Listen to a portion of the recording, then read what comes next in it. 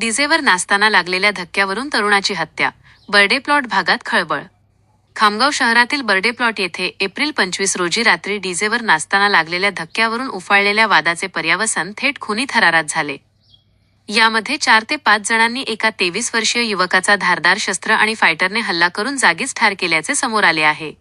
या घटनेमुळे बर्डे प्लॉट भागामध्ये दहशतीचे वातावरण निर्माण झाले असून एकच खळबळ उडाली आहे. शोएब खान अमीन खान 23 रा.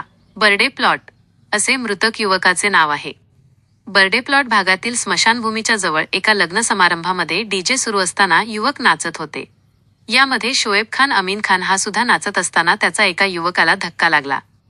या क्षुल्लक कारणावरून अचानक वाद उफाळून आल्याने परिसरातील 4 ते 5 जणांनी शोएब खान अमीन खान याच्यासोबत वाद घातला आणि 4 ते 5 जणांनी संगनमत करून शोएब खान याच्यावर धारदार शस्त्र आणि लाठ्याकाठ्यांनी हल्ला करून त्याला ठार मारले. घटनास्थळी पोलिसांनी बंदोबस्त लावला असून अद्यापपर्यंत गुन्हा दाखल करण्याची प्रक्रिया सुरू होती. महाभूमी डिजिटलसाठी अनुप गवळी, खामगाव.